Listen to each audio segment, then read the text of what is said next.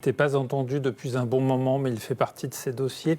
Au long cours à La Réunion, la ciguatera et la question de la commercialisation de la chair de requin malgré la présence de cette toxine. Demain, nouvelle audience devant le tribunal administratif, association contre association.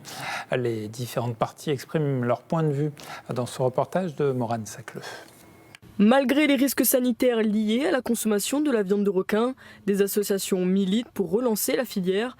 Principal argument avancé, la régulation des spécimens après plusieurs années de crise requin entre les années 2011 et 2019. Dans toutes les îles où il y a des requins, c'est un poisson, on les pêche comme les autres poissons et on se nourrit avec. Aujourd'hui, moi je suis pour.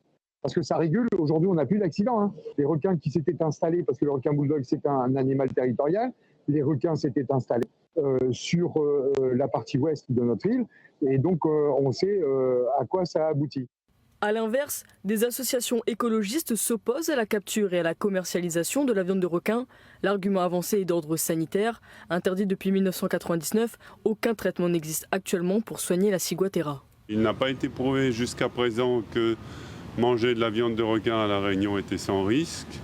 On ne peut pas exclure que comme ce sont des requins migrateurs, notamment le tigre et le bulldog, qui sont pêchés localement, que ces requins puissent venir d'ailleurs. Or, il a été prouvé qu'à Madagascar notamment, il y a eu des accidents mortels très graves. Rien ne peut prouver qu'un requin ne vienne pas de Madagascar, tout simplement à La Réunion. Le débat sur la reprise de la filière requin à La Réunion divise. Entre relance et prudence, une audience se tient au tribunal administratif de Saint-Denis ce mercredi.